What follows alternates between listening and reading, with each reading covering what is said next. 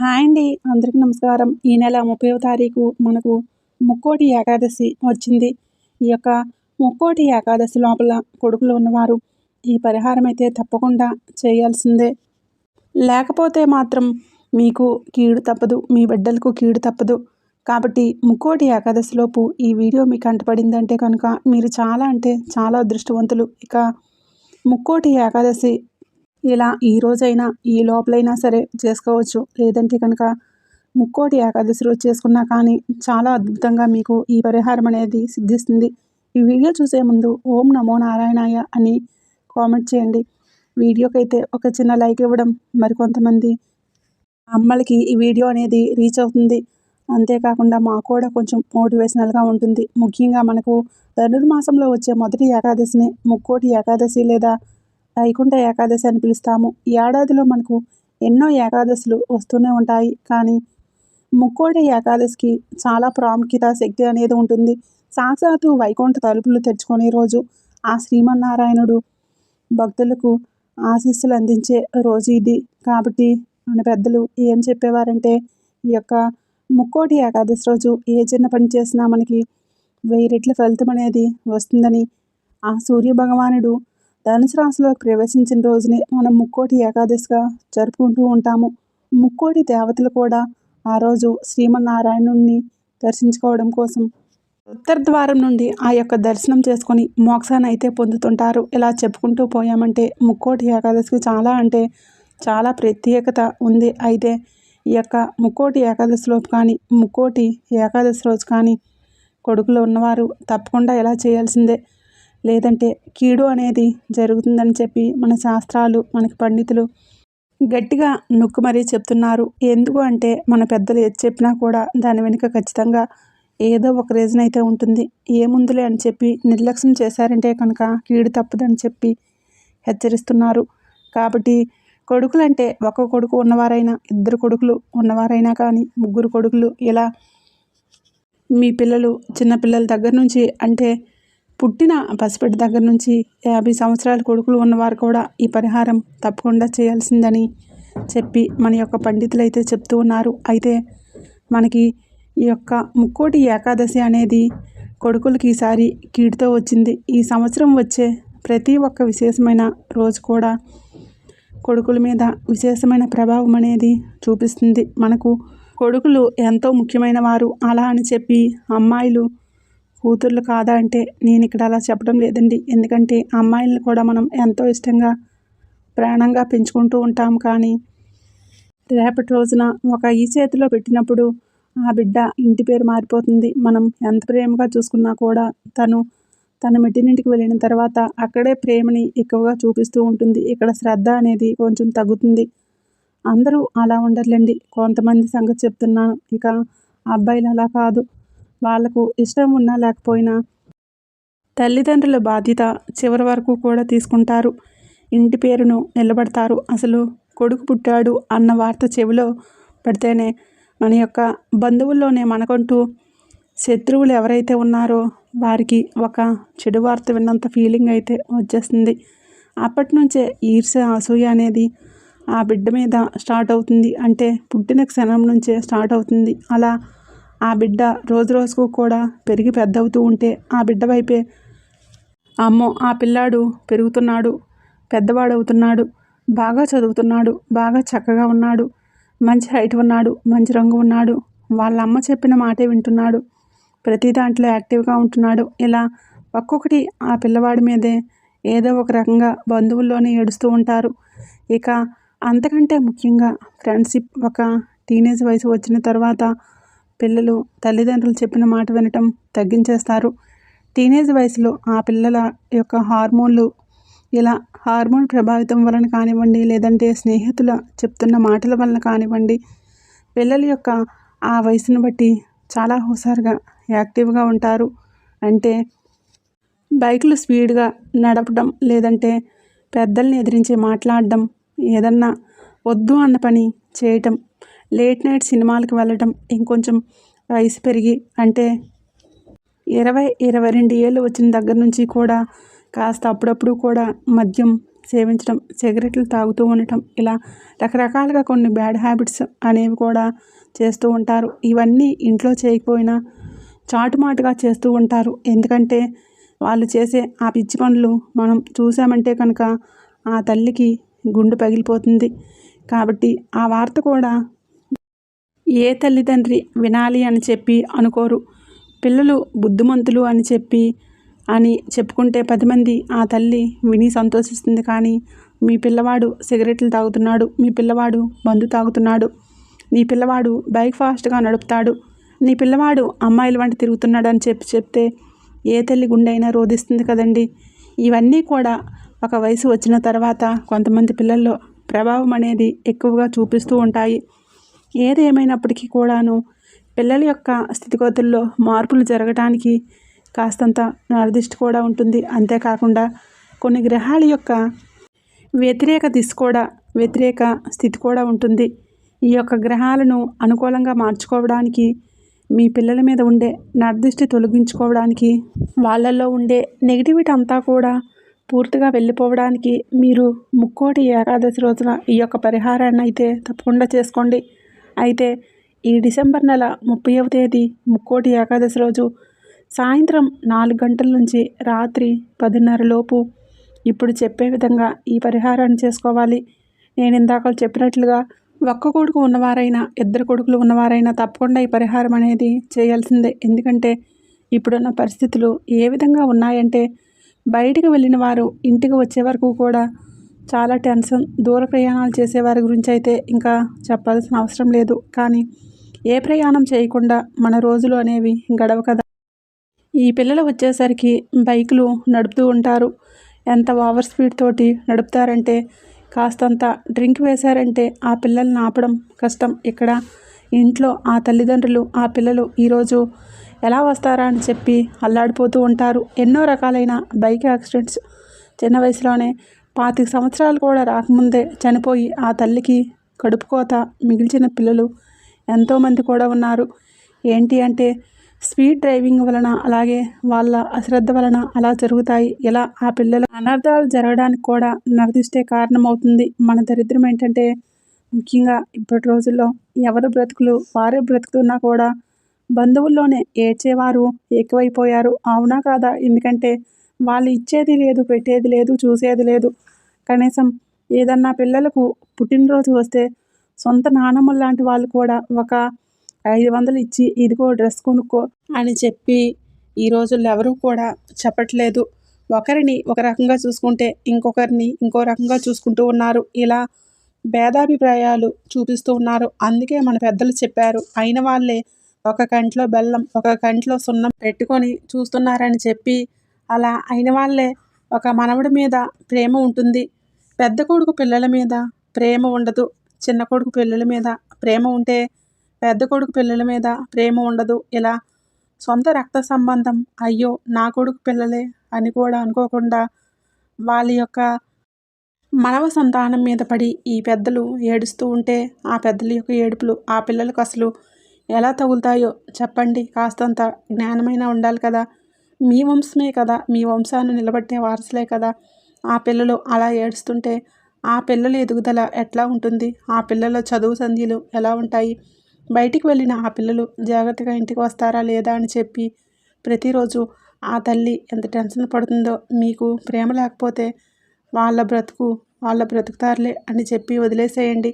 అంతేకాని వాళ్ళు ఇలా వీళ్ళు ఇలా, వాడు ఇట్లా బాగున్నాడు, వాడు ఇంత లావయ్యాడు, వాడు బైక్ కొన్నాడు, వాళ్ళ పని 3 పువ్వులు 6 కాయలుగా ఉంది, ఇలా వ్యతిరేకమైన మాటలు, ఆ నెగిటివ్ మాటలు అనేవి వీళ్ళకి తగిలి వీళ్ళ కుటుంబాలు ఇక్కడ నాశనమైపోతూ ఉన్నాయి. కాబట్టి పెద్దలు కూడా ఈ యొక్క పద్ధతిని మార్చుకుంటే చాలా వరకు కూడా బాగుపడతారు.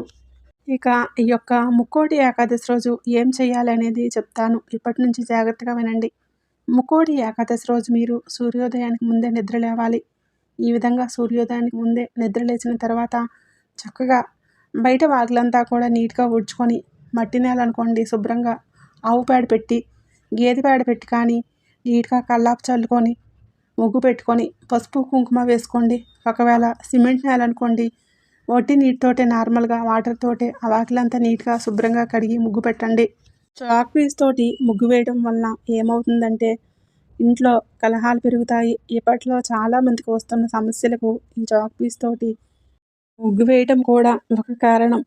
మనకు వెనుకటి నుంచి వస్తున్న ఆచారం ముగ్గు పిండితోటి ముగ్గు వేయడమే. అంతేకాకుండా చాలామంది కూడా కల్లాపు చల్లడానికి సౌభాగ్య పసుపు ఎల్లో కలర్‌లో ఉండే రంగులను నీటిలో కలిపి వాటిని కల్లాపు చల్లి వాడుతున్నారు. అది ఎట్టి పరిస్థితుల్లో కూడా వాడకూడదు. ఇది అనేక రకాలైన స్కిన్ క్యాన్సర్‌లకు కారణమవుతుంది.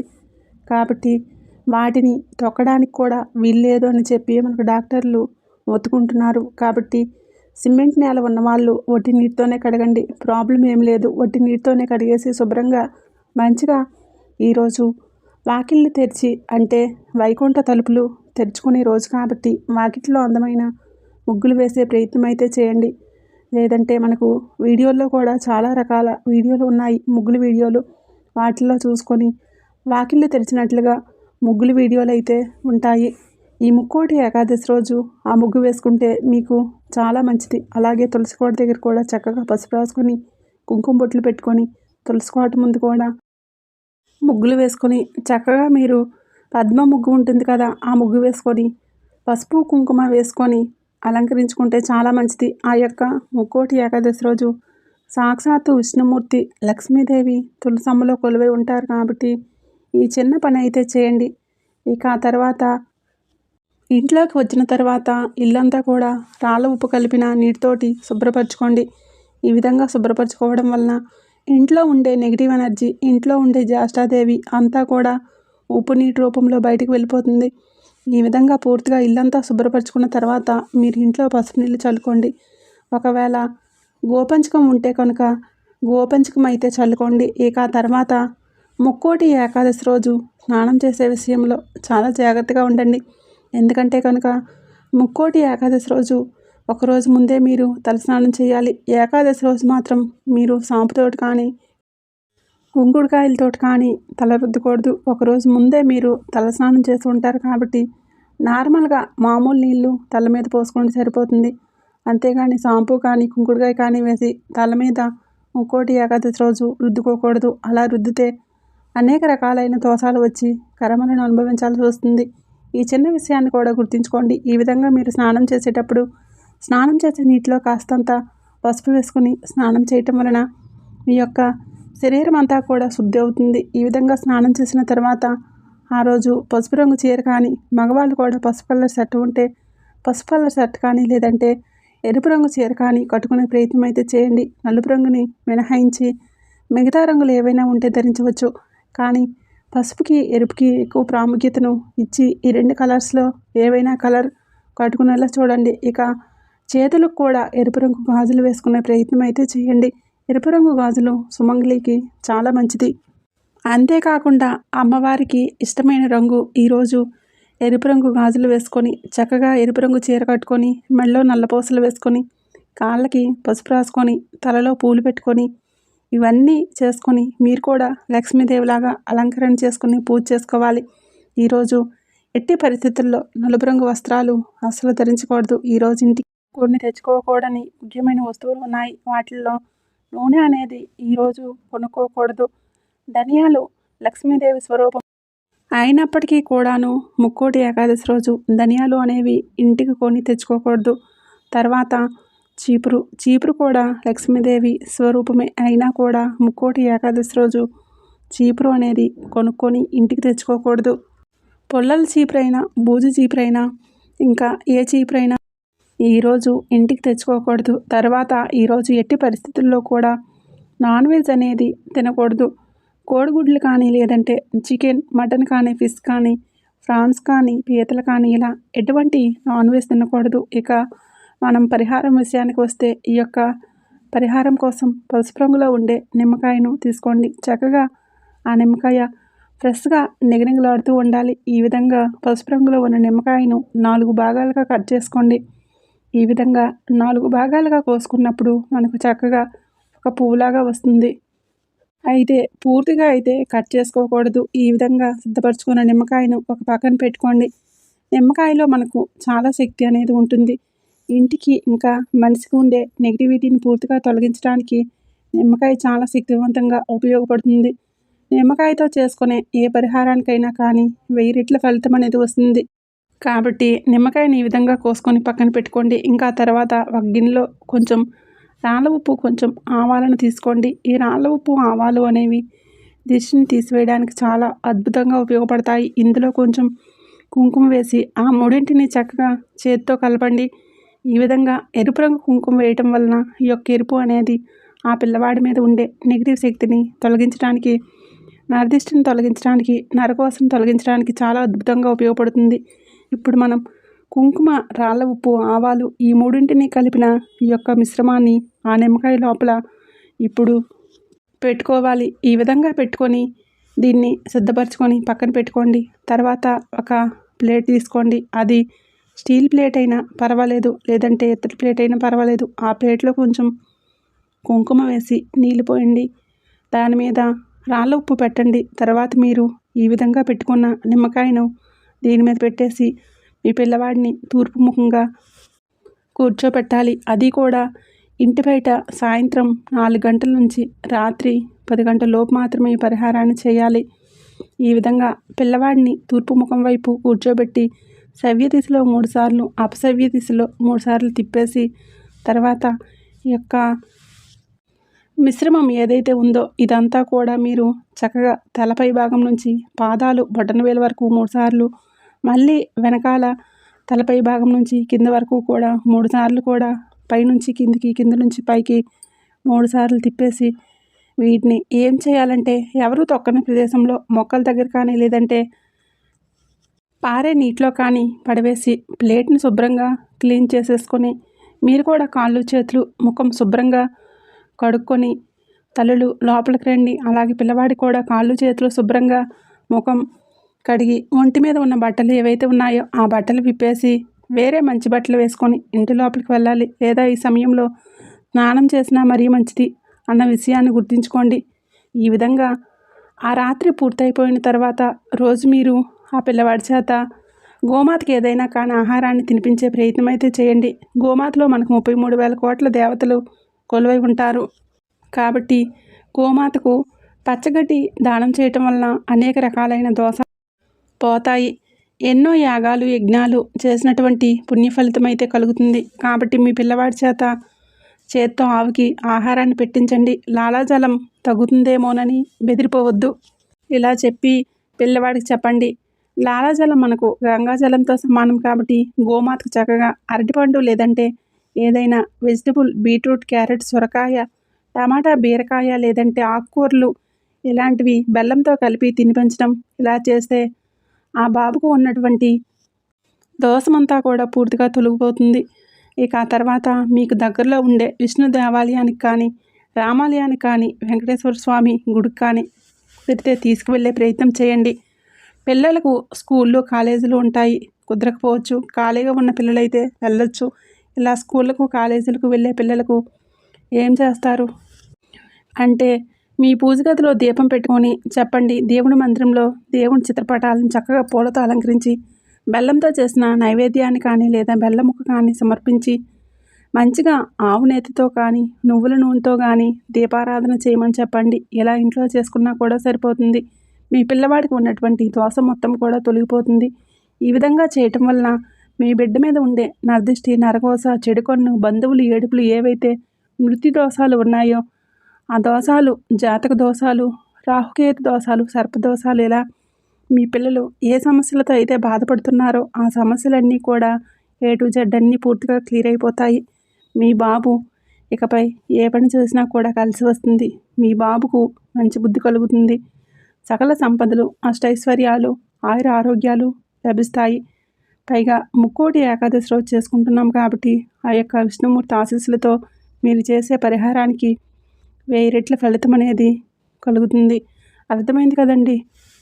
ఈ చిన్న పరిహారం నిర్లక్ష్యం చేసుకోకుండా చేసుకోండి. మరి ఈ వీడియో మీ అందరికీ కూడా నచ్చిందని అనుకుంటున్నాను.